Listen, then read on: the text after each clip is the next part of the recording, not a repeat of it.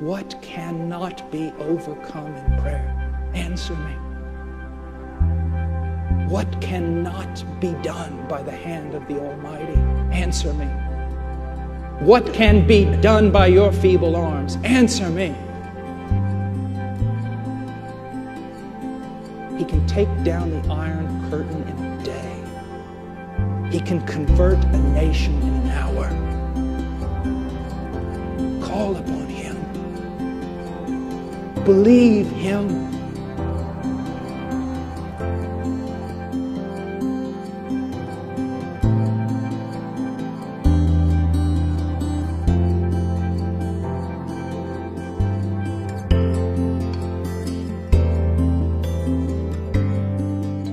Jesus was a man of prayer. And I've just scribbled down here a bunch of verses, and I'm going to kind of read a hodgepodge of verses that you might come to understand the importance of prayer in the life of Jesus Christ, and then come to understand that if prayer was so important to the incarnate Son of the living God, then how much more important should prayer be to us?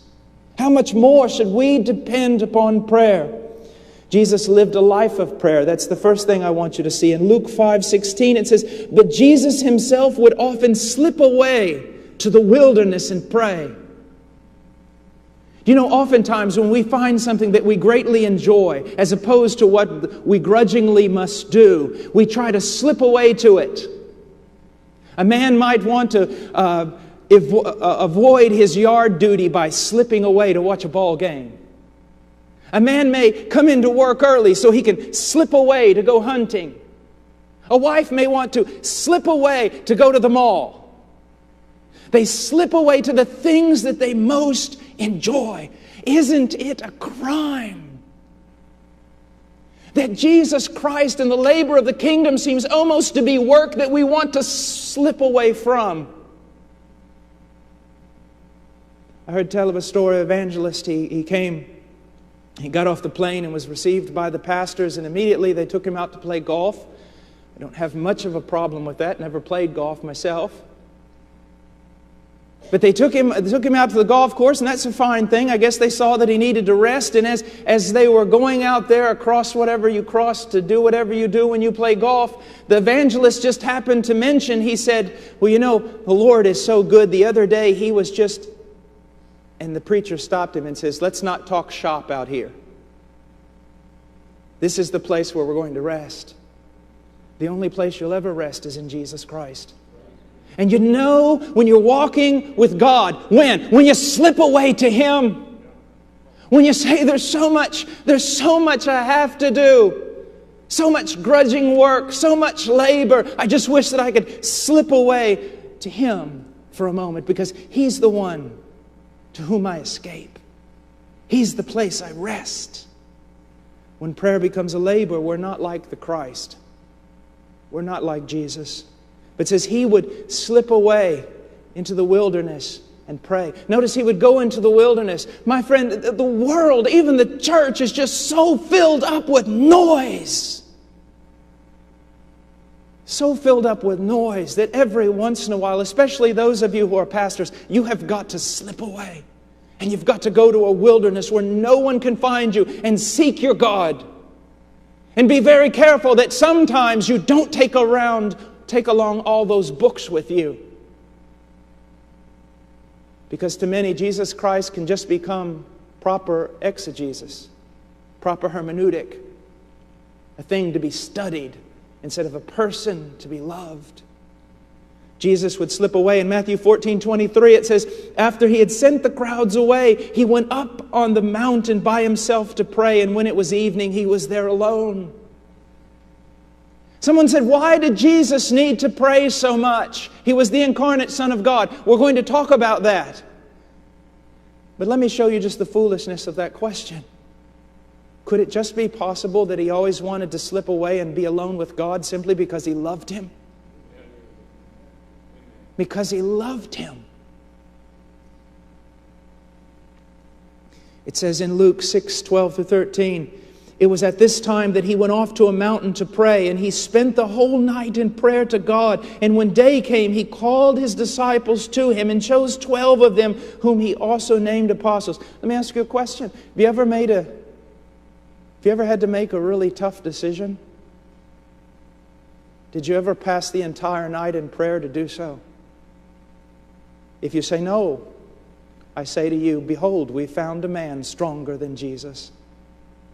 Isn't it amazing that the Christ would slip away and spend the entire night in prayer to discern the Father's voice, to pick the men that had to be picked? But we've got the upper hand on that. That's not so much needed anymore. He goes on, Matthew 26:36, Then Jesus came with him to a place called Gethsemane and said to his disciples, sit here while I go over there and pray. Sit here while I go over there and pray. Who could forget Gethsemane? Who could forget the war that was fought in that place? My friend, when he got up off his knees, the battle was over. The war was fought there. How many things do we have to fight with? How many Philistines do we have to put up with that stay in the land and they're like thorns to us? Why? Because we do not take the matter by the horns. We do not go to the Lord and wrestle until the victory is won. Jesus Christ overcame in that garden, and He overcame by struggling through it in prayer and gaining the victory. That passage, this kind, only comes out through prayer and fasting. That just doesn't have to do with demons, my dear friend. There are so many mountains in your life, so many obstacles in your life, so many things in your life that seek to derail you, to stop you. And they're going to stay there because some of those things just don't go away by counseling. They go away by falling on your face before God until He delivers you. Jesus was a man of prayer. He showed it in every aspect of His life. Verse 1, he says, now He was telling them a parable to show that at all times they ought to pray and not lose heart. That's the teaching of Jesus Christ.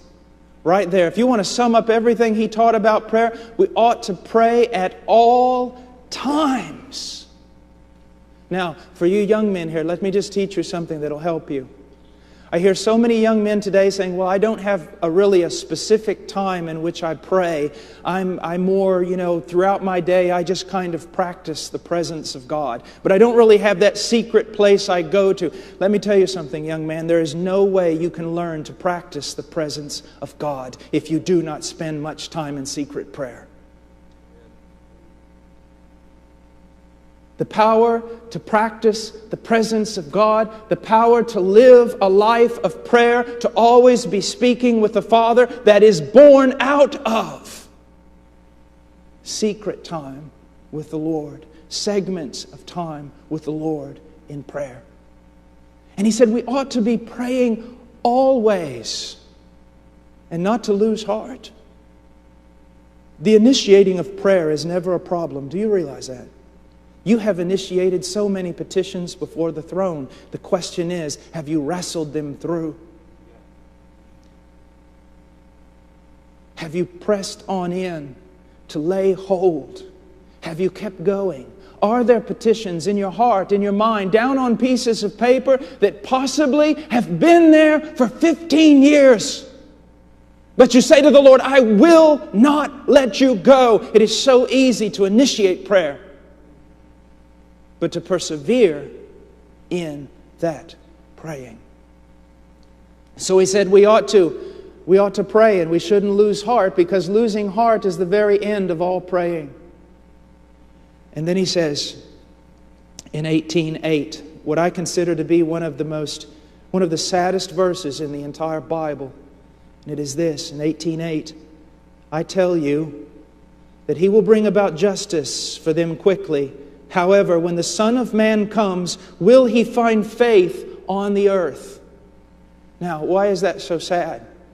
Jesus has just given them a parable to demonstrate to them why they should always pray and not lose heart.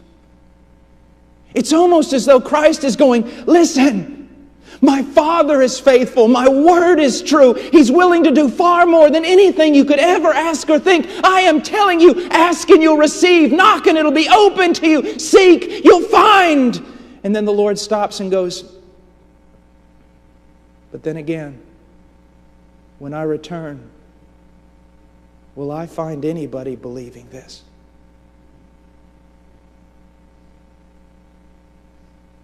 Is anyone going to take me at His word, at my word? We cast so much doubt, not just upon the infallible written word of God. We cast so much doubt on the character of God when we do not avail ourselves boldly of the promises. Either we have no passion for the advancement of His kingdom, or we feel that somehow it can be advanced through the power of the flesh, the power of the intellect, the power of ecclesiastical structure. Lord, I pray for your people. I pray for your people, your dear saints here. Pour out on them a spirit of prayer and supplication. Let them see, Lord.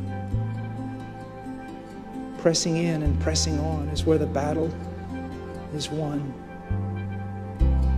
And that the feeblest, the least gifted among us, the smallest man of the smallest tribe of Zion, can gather more victories than the greatest warrior in 12 tribes by praying, by seeking your face, by glorying in your power, and putting no confidence in the flesh. God, help us. In Jesus' name.